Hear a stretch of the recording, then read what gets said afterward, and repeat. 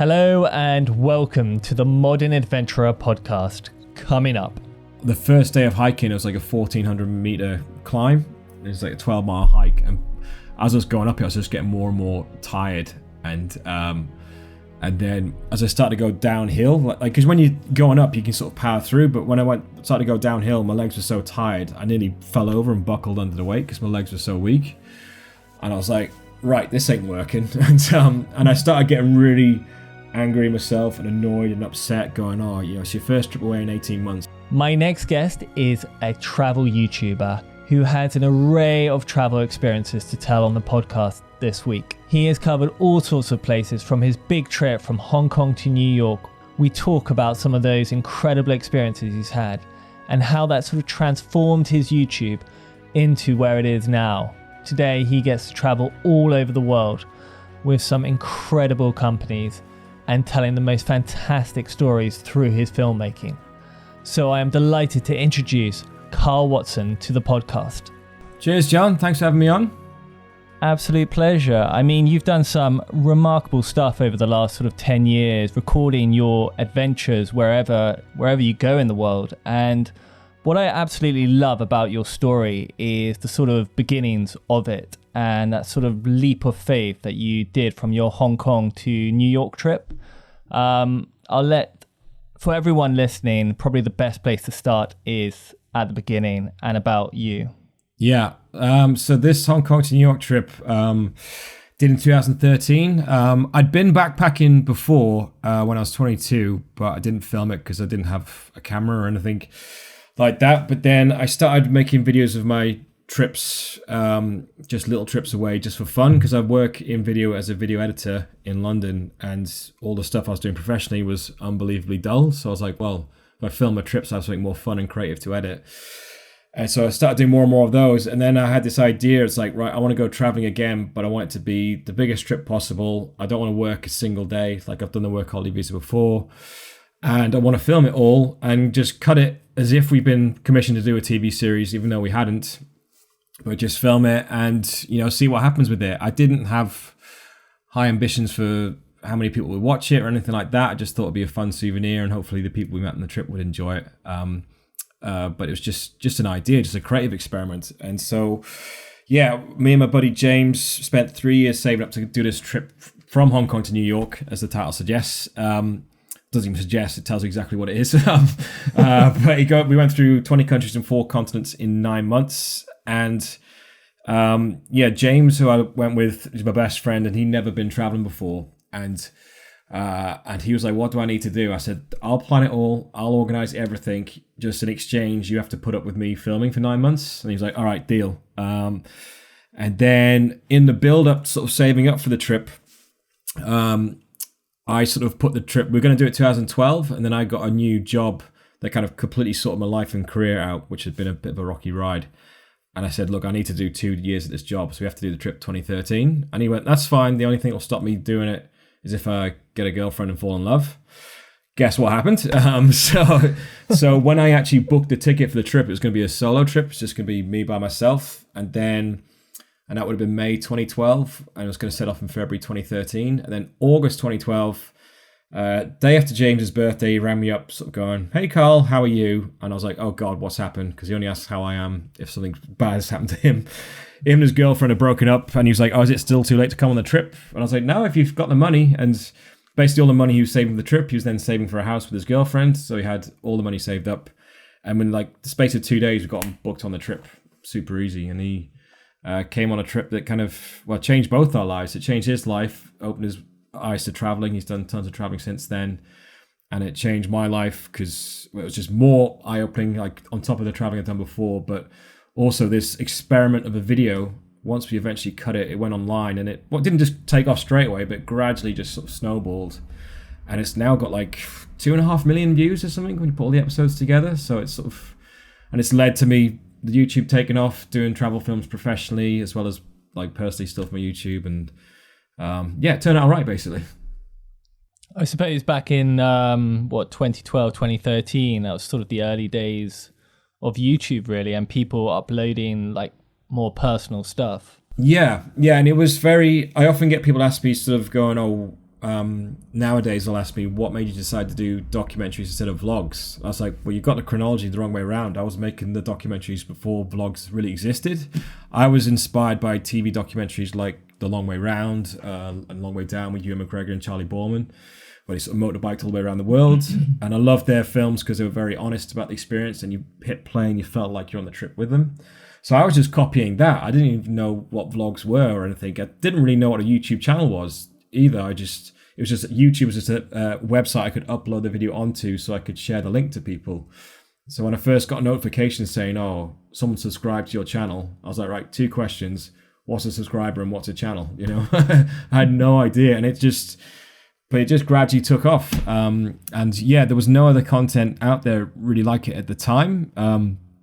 So most videos of people backpacking would just be a GoPro montage or something. And so to have a video which was kind of hopefully honest about the experience and kind of more TV style, even though it was shot on a home video camera, but certainly in terms of editing style, it wasn't a crowded field for that. So just, yeah, I think that's one of the reasons it took off.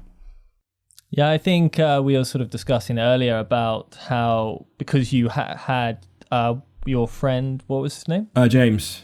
James, going along with you, you could almost banter back and forth. You also had the experience. So there was sort of a lot of elements to the sort of documentary filmmaking, whereas, as we sort of said, when it comes to vlogs, has to be like quite an interesting sort of story to sort of captivate people throughout the whole experience, really. Yeah, and if you're traveling with someone, you've got 2 people's perspectives on a situation, and if one day you're feeling a bit tired, then maybe the other person can lift the video up by being excited, and vice versa. Whilst if you're, I've filmed solo trips since then, and if you're tired, it's like, well, the video is going to be shit for that day because you're just going to be like, hey, I'm here, and and people think you're ungrateful to be there. It's like, no, I'm just tired and possibly hungover or something. But and it was great. I think people who watched the Hong Kong to New York series really identified with James's story a lot because he was the first time traveler, whilst I'd done traveling before. So you saw a much bigger change in him across 11 episodes than you did necessarily with me, because I'd sort of already found myself, if you like, if you want to use the cliche kind of thing. Whilst he looks so different at the end than he does at the start, and he was a different person in some ways by the end. So yeah. And it was a 9-month trip. 9-month trip, yes. So 9 months of filming, and it became 11 episodes, sort of half an hour to 45 minutes long each. It took about a year to edit, but I was doing it around a full-time job, so it wasn't like I was editing 24/7. I was going to say, that's a lot of content to dissect, really. Yeah, and you have to just be organized with your footage, especially once you get it in the editing program, because people often ask me, how the hell do you edit 9 months of footage? It's not like you put it all on one long timeline and just start trying to sort it out. You sort of use folders and metadata to organize it by like country, location, activity. Just break it all down to these small little moments, and then just start building it back up again, and just get that first place working, then the next place, and you just start building it up. So you don't sort of think, right, I have to edit a 9-month film. You sort of think, right, I'm just going to edit that day, and then go from there. Nice. And so when you came back from that trip, because for people listening, it was Hong Kong to New York, but it was a very long-winded way round. Wasn't just like, oh, that doesn't take any time at all. So for people listening who are unfamiliar with that trip, what was the sort of route that you were taking? So we went from Hong Kong, sort of popped into China, and then we went down through sort of the classic Southeast Asia countries like Vietnam, Laos, Cambodia, Thailand, into Malaysia, Singapore and Bali. Then we went to Australia for a few weeks, went to the outback and East Coast, then went to New Zealand, and then landed in Chile, went through South America to Argentina, Brazil, and then stopped in Peru for a couple of weeks. Then Central America, went to Panama, Costa Rica, and Nicaragua. And then we flew to LA and hired a car and drove to New York for the last leg. So, yeah. Wow. And what were the sort of highlights from that sort of, I mean, how can you really sort of give? Yeah, and there's so many different highlights. It's sort of, and you enjoy different places for different reasons as well. Like, once we, like, Hong Kong just felt like an easy way into the trip because it's, it's quite a westernized place. But when we landed in China, it was like the big culture shock of like, oh God, what are we actually doing? Like, felt like properly jumped in the deep end. So that was scary and intimidating, but you look back at it going, that was great, because it's just like, right, we're in the adventure now. And then there's other stuff where it's like, we're in the outback in Australia and doing this tour, and the outback could very, very easily be dull because there's a whole lot of nothing you got to drive between. But we had an amazing guide, an amazing group, and he knew all the cool spots to go to and stuff. And so on the stretches in between the cool places, whether it's a waterfall or a national park or whatever, he would make the trip fun. He would teach you stuff, get you playing games and things like that. So things like that. The Inca Trail in Peru, our guide was, again, incredible for that, and really made everyone, at the start of the trek, he said, I'm going to make you all, I'm not going to call you gringos or friends or tourists, I'm going to call you a family, because we're going to be a family.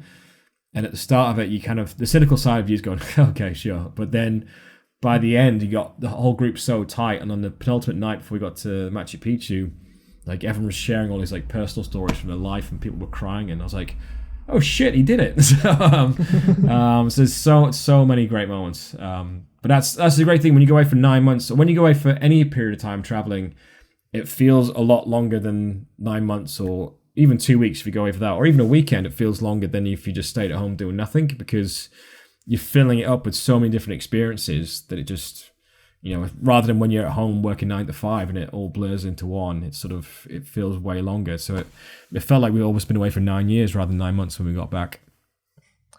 And so when you got back, did that sort of travel bug were the sort of realities of day-to-day life sort of set in, and then, or was it the idea always to sort of set up a sort of travel documentary channel? And there was never sort of a grand scheme. I knew I was going to get back and work full-time for a year, just to land on my feet. And then I was going to move to being a freelance video editor rather than having a full-time job as a video editor, because working freelance, you get paid more, have more flexibility, work for a more variety of clients. And also, if the work's coming in, I can take any time off I want and then travel more. And the idea for that was just, I can do more traveling, just to have more experiences and then also make some cool videos. But I wasn't thinking there'd be an audience for it yet, because I was still, even when I had this plan, I hadn't actually released the Hong Kong to New York series yet. So I didn't know there was even an audience there. It was just to sort of go freelance, have a better career, and also get to do more traveling. And then fortunately the audience just grew for the trips, and so gradually sort of my professional and hobby is sort of starting to merge in the middle. And I suppose after that, you, as I say, you sort of had the travel bug, and your sort of documentaries have taken you all sorts of places where you filmed it in such an amazing way that sort of captivates the audience. What's the sort of trips that sort of stand out for you? Again, they all stand out in different ways. It's almost like the cliched parent going, I can't pick my favorite child or something like that. But it's always the youngest. Yeah, it's true, because I'm the youngest, so it's definitely true. Japan was one that always sticks out, because that place was just so much fun. Like, so much to do. The people are so friendly. The food's incredible, but it's just fun, and everyone's so happy, and it like probably had a violin in my head when I was leaving that one when I had to go home. And then I did another one in 2019 in September. I did hosted my first tour. I've sort of been working with Intrepid Travel to create these bespoke tours, where I basically look at their itineraries and customize it for how I want it, then put it on sale to people who follow my channel. And then we all go have an adventure together. And we still have a local guide for the country. And I just make my video as always. And the Morocco tour, it was the first one we'd done. So a lot of the people who signed up for it were people who already knew. Like, there was a few people who I'd never met before, just followed the channel. But I had a whole mixture of like people I've known since I was a kid. James was there. Other friends I've met on other trips. People I've met off the back of the YouTube channel who also have YouTube channels. And so the whole thing felt like, when you have it's your birthday and you got all different groups of friends hanging together, and it's kind of surreal going, oh, that person's chatting to that.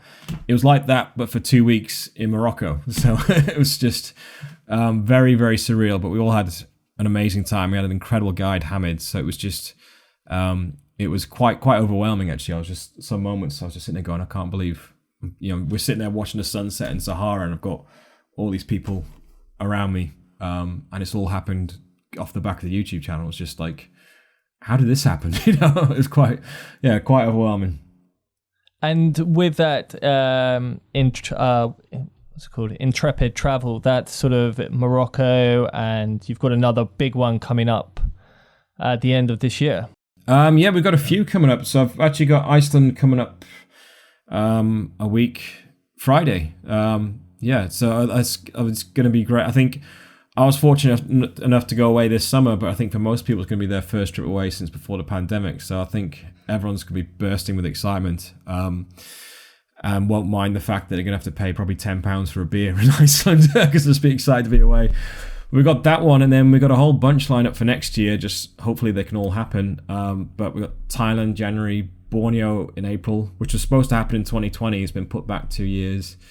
Then Turkey in June, and then we're going to Pakistan in September 22, which is going to be incredible because I've never been there, but most of these countries I've never been to, apart from Thailand. But everyone I know who's been to Pakistan says it's one of their favorite places in the world. Like, the scenery's insane. It's the nicest people you'll ever meet.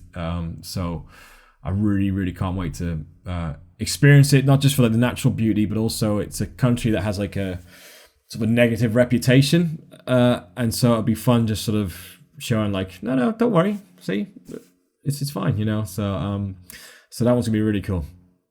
Yeah, we had Ava Zubek on recently, or back in May, not that recent. We've all lost our whole concept of time right now, so yeah. And we spoke in depth about Pakistan and the sort of amazing, as you say, with the slightly negative press that comes its way, just the amazing people and the amazing scenery that's there, and just how incredibly hospitable the people of Pakistan are. Yeah. And I first heard about it when I was not obviously first heard of the country, but how great it was. I was backpacking in India in 2016. And I was at one hostel, and there's like an older couple I was chatting to, and they said, they went to Pakistan like 10 years ago. And because we were talking about how in India, like, there's a mixture of like some of the friendliest people you ever meet, but there's also people, especially at the touristy places, just constantly hassling you, trying to sell you stuff, which gets very tiresome. And they went, well, if you go to Pakistan, you don't get any of that. They sort of treat you more like, you're a guest in our country. We're going to, treat you as a guest and sort of almost roll out the red carpet for you kind of thing. So I can't wait to see what it's like. And yeah, I have to admit, I am yet to go on a plane since the start of the pandemic. So I imagine for everyone who's going traveling in the next couple of months or this year are absolutely buzzing to go.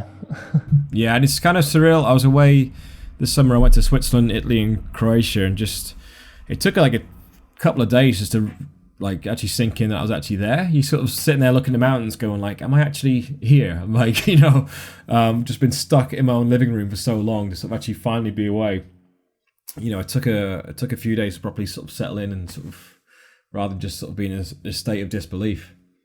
And that trip to Switzerland, because you had a little bit of a hiccup there. Yeah, basically my plan was to hike from Grindelwald to Zermatt, which is like about 100 miles over 10 days. And Switzerland's a place I've sort of been to ever since I was a kid. Like, we used to go all the time as a family, and I've still gone a lot as an adult. So I've hiked there ever since I was a kid. So I thought, all right, I'm going to have to carry a bit more weight. But I know these mountains inside out, and it's going to be fine. But then actually and I even tried practicing carrying my backpack and going on hikes near where I live with all my laptop and equipment in and just some clothes. But I didn't sort of do the proper calculation of like, actually when you get all the rest of your clothes and you actually pack them in, it ends up being a few kilograms more. And it was just the first day of hiking, it was like a 1,400 meter climb. It was like a 12-mile hike, and as I was going up it, I was just getting more and more tired. And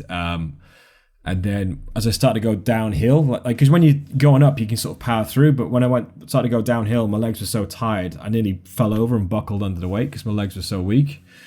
And I was like, right, this ain't working. And I started getting really angry at myself and annoyed and upset, going, oh, it's your first trip away in 18 months and you fucked it up, like, and I was like, oh, but, and luckily my mum was there at the start because she was on holiday in Switzerland at the same time. She wasn't going to do the whole trek, but she was doing that day with me, or part of that day with me, and she could sort of just talk some sense into me. I was like, oh, well, I have to do this. And she went, why? You don't have to do anything.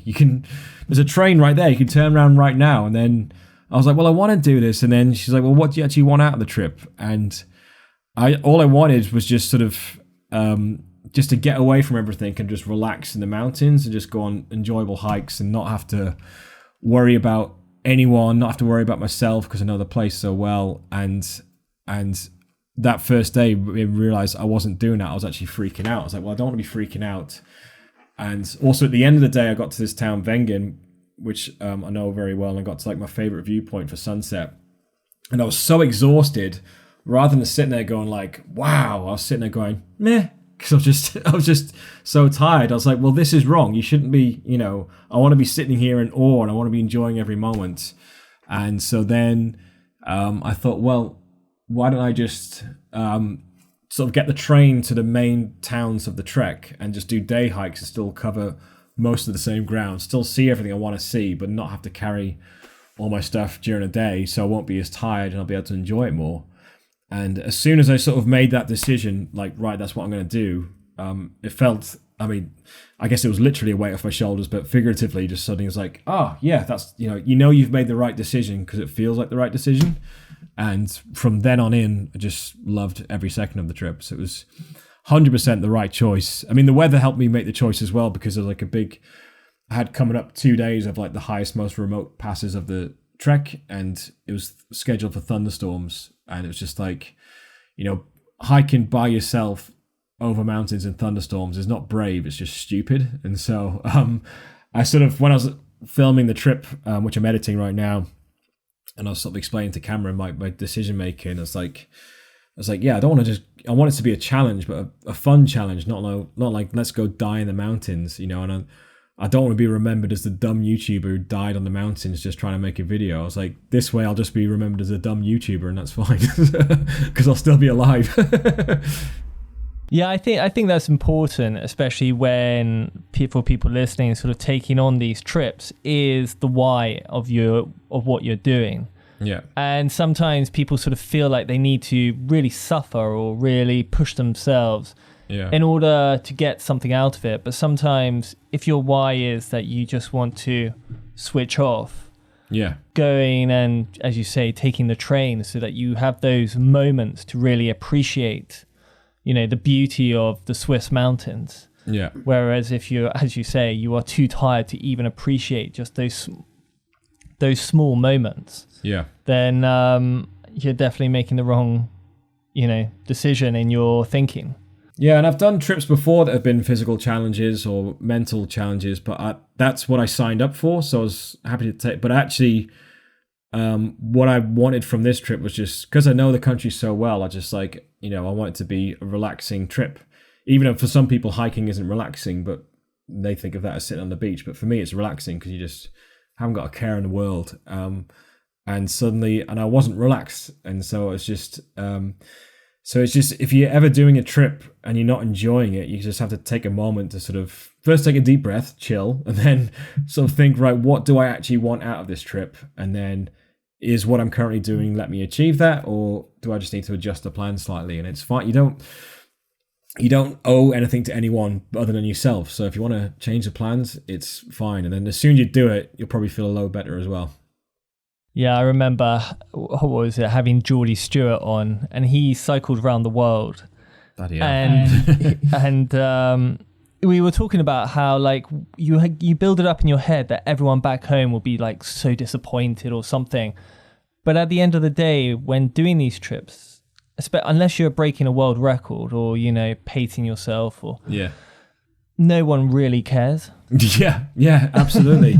It's true. And it's like, I think by having the YouTube channel and stuff like that, you almost feel like a responsibility to do it. I think I was putting pressure on myself because I announced, hey everyone, I'm in Switzerland, I'm going to do this huge hike. And then 2 days later, I was like, yeah, no, I'm not, but in between that, I was sort of thinking, well, I've said I was going to do this huge thing, and now I'm not doing it. And then I was just like, well, fuck them, so what? And the nice thing was when I posted it and sort of, because sometimes online you get like trolls and idiots and stuff like that. I mean, most of it's positive, but when I actually posted saying I've changed my plans, everyone commented just saying, yeah, sounds like you made the perfect decision, and well done for listening to your gut. And so it was actually nice that everyone got your reasoning, and people shared similar stories going, oh yeah, I was doing this trek once and realized I'd taken on too much and stuff like that. So that was actually really encouraging that everyone got it and understood. The only thing now is editing the video, because it's going to be a completely different video than originally planned. Like, I can't put a video online saying 100-mile trek from Grindelwald to Zermatt and give up after day one, because people just press stop going, this is rubbish. So the video is just going to be Grindelwald how to Zermatt. I messed up. Yeah, well, it's going to be just like Grindelwald to Zermatt, and I'm just going to say at the start, I originally planned to trek it, but ended up just doing this. So they know you're going to change your mind, and then all I'm doing now is just, when I do change my mind, explain the reasoning, but not dwell on it too long. Like, you don't need the violins out and stuff like that, because it's just going to be a fun travel video rather than like one man's personal struggle. And if they already know you're going to change their mind, they don't need to hear you moaning about it, because they just want to see a fun video rather than you just feeling sorry for yourself. So it's going to be, I'm editing that bit right now and getting the tone just right to sort of explain your reasoning, but not dwell on it too long, because people, like your subscribers might want to hear everything you've got to say, but most people who watch the video won't have subscribed to your channel. It might be the first video they've ever seen, and they just want to see you enjoying Switzerland. They don't want to hear you sitting there on a hotel balcony going through this mental struggle. They'll be like, oh, just shut up moaning, mate, and go enjoy Switzerland. So it's going to be a fun challenge to edit, to get it just right. But I think also it's interesting for people to sort of see that, because, as you say, when you sort of just go off and go, hey, I'm doing this big trip, everyone probably in their heads just saying, oh, well, it's probably quite easy. It's, simple to do. And then suddenly to be like, after 2 days, be like, oh, damn, I didn't quite get this right. This is why things didn't work out. So if you're planning on doing this trip, then maybe think about doing that or this. But for me, it's about the enjoyment, and I'm not getting any. So I need to move on. Yeah. It's for me, it's always about just enjoying it. And whether, if you are doing a trip that's physically challenging or culturally challenging, whatever, but if you've gone there to do that, then you'll enjoy the challenge. But I wasn't doing that trip for a challenge. I just thought it would be easier than it would be, and I sort of didn't take into consideration sort of the accumulated exhaustion from carrying that weight. It's sort of all right for half an hour, but then going up a mountain and then going higher and higher, and you just get more and more tired, and then it's just a miscalculation. But then you have to go like, oh, right, I messed up, switch the plans, then get on with it and enjoy yourself. Have you taken any on more of these sort of challenges before? I mean, I've done plenty of other treks before. Like, I've done the Everest Base Camp trek. We trekked to Roraima Mountain in Venezuela. We were lucky to get there just before Venezuela really went downhill. And for those, yeah, I mean, they were but for that we'd signed up for an adventure. Like, especially the Roraima trek, it was like 6 days of trekking. Like, 3 of the days you're on top of the mountain exploring round. But we sort of sleeping in tents, you're carrying all your camping equipment and sleeping in tents, and your mattress was like as thin as a bit of paper, and you're sleeping on dried up mud, so it's like sleeping on concrete, and so you couldn't get any sleep. They didn't have much food for us to eat because the sort of country was going through supply problems, which has just gone way worse since then, and so it was a bit of a struggle. And but then you get on top of the Roraima Mountain. They call it the Lost World because it's just like such unique landscape up there, and plants and wildlife you don't get anywhere else in the world. If you've seen the Pixar film Up, it's basically they based where they go to, and that was based on that mountain. And it was just it was incredible. It was like one of those best travel experiences we've ever had. But it was a challenge. It was a struggle. There's part of you whilst you're on it going, oh, I can't wait to get back and just have some comfort and stuff. But then you have to go like, no, enjoy it whilst you're here. You'll be back before you know it. I had another one. We did on the same trip, early in the trip, we trekked to the Lost City in Colombia, which is kind of like they're sort of similar to Machu Picchu, but the only way to get there is a trek. You can't get a bus up to it. And the trek there was amazing through the jungle, but then just as we got there, we sort of did the tour of the city in the morning, and by the time we finished the tour, food poisoning had kicked in for me. And so basically, and the trek up was like 2 days through this hot, sweaty jungle. You're like a human fountain of sweat. It was just so hot and so tiring. And it's like, right, that really hard trek you've done, now do it with food poisoning where you got no energy and stuff. And so that felt like the longest 2 days ever. And it was just like, you literally have to just get yourself in a frame of mind going, put one foot in front of the other. And then before you know it, you'll be on a podcast chatting about it in a few years' time. So, yeah. Yeah, trying to sort of do anything with food poisoning is a massive struggle.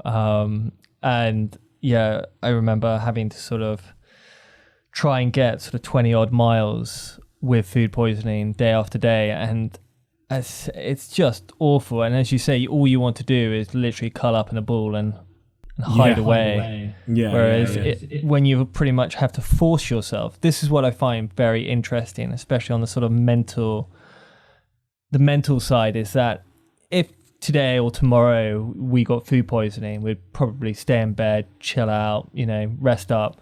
But when you're on these sort of treks, you literally have to force yourself to sort of walk a ridiculous amount, whether it's 20, 15, 10 miles.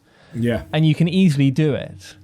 But if, as you say, if tomorrow you just sort of woke up and said, oh, no way, I can't even get out of bed, I can't even get to my front door, I'm out. Yeah. But the sort of mental side of it is just sort of pushing through. Yeah. And one of the time I had to really push through on an experience. This wasn't, luckily I didn't have food poisoning for this, but I was doing this press trip in Catalonia in Spain, and the idea was they were going to keep everything a surprise for me, so I didn't know what I was doing each day, which sounds great on paper, but it's very counterproductive when you're filming the whole trip yourself because you don't know what kit to bring for each thing. And so they took me to like some wineries for lunch, and then in the afternoon they went, right, you're doing a Via Ferrata. And so I was like, what? and then the guide we had, it was like 2 hours climbing up this rock face mountain. And Via Ferratas look easy because it's like, oh, it's just a ladder. But when you get close to it, they're kind of, each bit's quite far apart and you're pulling yourself up and you have to even use handholds and other stuff. And you clipped on, but you got two clips on, but you sometimes have a bit where you might, if you fell off, you wouldn't die, but you might still fall like 2 meters. And I was terrified the whole time. It was just pure terror. And like our guide, he was from Catalonia, so he couldn't speak English and he couldn't even speak Catalan. Sorry, he couldn't speak, he could barely speak Spanish. He was speaking in Catalan. And like I had the tourism agency guide with me. She was trying to translate, but it was, when you're doing something that's scary, like communication's such a big important part of it. Like not just clear instructions, but also encouraging you and sort of comforting you. And we get to one bit we're going to climb, and he'd explain it for 10 minutes in Catalan to the tourism agency guide. And then he'd look at me and go, left leg here.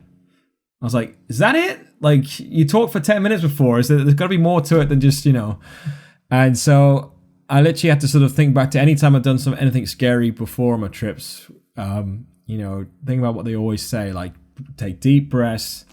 And it's, you literally think, every sports cliche goes through your mind, like, right, take it one step at a time. Like you can get onto that one, all right, do that, and then just do the next one and stop trying to think about how far you've got to go. But it was like 2 hours of pure terror because there's no way you could go back down either. And so I was just stuck in it and had to get through it. And then we got to the top and there was the most perfect sunset. And the guide was like, see, wasn't it worth it? I was like, could have hiked up here and had the same sunset, But we got back to the hostel afterwards, which the climbing guide ran. And he was like, do you want a beer? And I was like, yeah, big one. And he just said it to me. I was like, right, another. Because I was shaking. God, wow. And I suppose what your plan now is just to sort of continue this on, doing the Intrepid travel, sort of 5 or 6 a year? So probably more like 4 a year. But that's sort of, they're the main trips I'll do that I'll film for the channel. Other bits and pieces will come up. But also one of the other trips I got planned, which was supposed to happen August 2020, but we put back a couple of years, so we're going to do it August 22.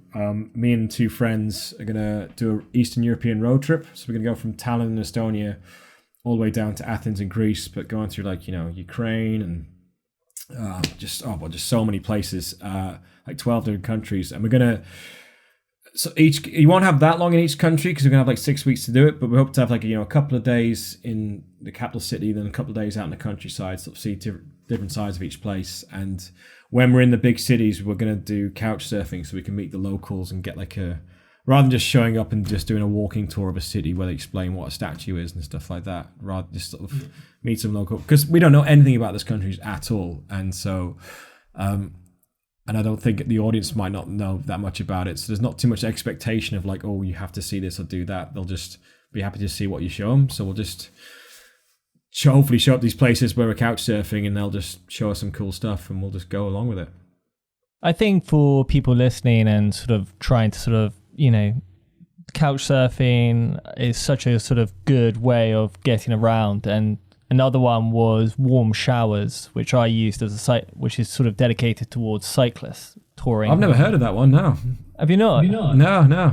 So sort of it's geared towards cycle touring. And so wherever you cycle, people are like hosts, all over UK, Europe, America, wherever it was. And you put people up, and when you go, they put you up, and it's a sort of reciprocal. Yeah, exactly the same, but just sort of geared towards cyclists. So there's always these places which you can always meet the locals, as you say, with couch surfing. Yeah, and the more of them, the better, really. Yeah, and it's something I haven't done before. Not for any particular reason why or not, but it's just, I mainly do hostels.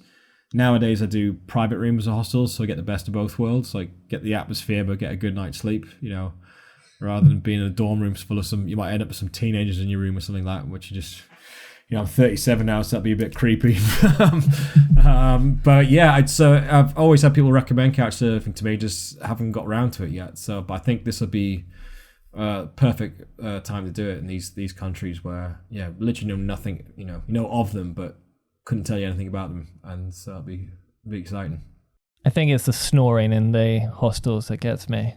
Yeah. And it's just people who just don't know the hostel etiquette yet and come in and turn lights on, talking late, or just, it's just this. There's all the hostel cliches. Like, for me, it's like I've earned my stripes. I can just stay in a private room now. Well, Karl, it's been absolutely awesome listening to your stories and about all your sort of adventures. There's a part of the show where we ask the same 5 questions to each guest each week. Okay. With the first being on your trips, what's the one gadget that you always bring with you? And you cannot say a camera. Well, it used to be my iPod, but now it's my iPhone's got everything on. Because before I had an iPod, when I used to go away, I would have a Discman and have like 3 massive CD wallets full of CDs. So to have an iPod, which I got for 2006, my first backpacking trip, saved me so much room. And then now with the iPhone, you can put like, your movies on, books, whatever. So it's because it's like, when you go on these big adventures, you do have a lot of long journeys. And so, you want to have something to entertain you, people sort of sometimes go, oh, well, I'm not going away to listen to my music or watch movies. I'm going away to experience a new culture. It's like, yeah, but in order to get there, you got to get a 12-hour bus. So, bring some entertainment, You might be waiting for a 5-hour train. Yeah, exactly. Yeah. So that, or my battery pack as well. Like I've got this one here, which will only work for people watching the video rather than listening to the audio. But yeah, it's just, you charge like 20 times off that, which can be a lifesaver because you never know when you're not going to have a plug and you'll need it. So yeah. No, those battery packs are awesome. I have quite a few. What about your favorite adventure or travel book? I have to go with the real cliche one, but it is The Beach. Because I remember I read it, the first time I read it was at the start of my first backpacking trip in 2006. I went to Singapore, then a few weeks in Australia, then a few months in New Zealand in a working holiday visa, and then I went to Fiji in America on the way home. But like my brother bought it for me for Christmas, sort of before I went off on my trip, and then even though I've seen the film tons, and it's the one everyone sort of, it gets overused and over referenced, but it just got you in the adventurous mood, sort of, because you start reading it, it's like, right, I'm not just going to try and coast my way through this trip. I want to go and, explore and, get into mischief and just do some fun stuff. So yeah, it's a cliche answer, but it's the one I'm going for. Very nice. Why are adventures important to you? For me, it's like, it's making the most of, it's going to sound all philosophical here, but making the most of the time you've got on this planet. For me, there's so much to experience in this world and so many fun adventures to have. If you're sort of privileged enough to be able to actually afford to go and experience them, then for me, it's a waste of time. Not, I mean, I know traveling's not for everyone and stuff, and each their own, all that kind of stuff. But for me, it's like, that's the ultimate way for me to live my life, is just go and have fill my life with as many amazing experiences as possible. Again, rather than just coasting through it and just, having one day merge into another. Yeah, it's very true. I suppose it's always about making sure that maybe when you get to your old age, you don't look back in regret. Yeah, I always say, anything in life, just apply the old man in retirement home test, like, I mean, I don't have a family or kids yet, but I would like it someday, because even though if suddenly I had kids appear out of thin air tomorrow, I'd be like, oh no, I'm going away to Iceland soon. I've got all this stuff planned. It'd be a massive inconvenience, but eventually, the old man in the home would like to look back going, yeah, I did have a family one day, so, but just not yet. What about your favorite quote? I could do another one from the beach, actually. I'll give you a couple. There's one from the end of the beach, which I love so much. It's like, I still believe in paradise, but now that I know it's not somewhere that you go, it's how you feel for a moment in your life. If you find that moment, it lasts forever. Which is so true about traveling. It's like, you can be in a place that, like, well, I was saying earlier about the Australia outback, in some of that places we went to weren't that interesting. Some of it was amazing.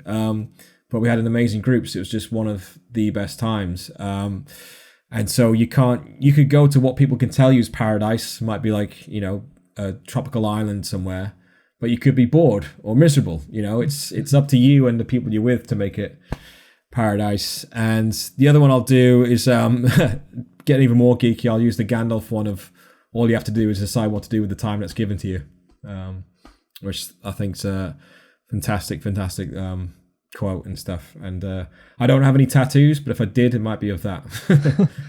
Well, you say they're cliche. It's the first time we've heard them on the podcast. Oh, cool. All right, yeah. We'll just cut out the bit where I said it's cliche. I said, I'm going to pull one out from a really rare quote from unheard of film called The Beach and the Lord of the Rings.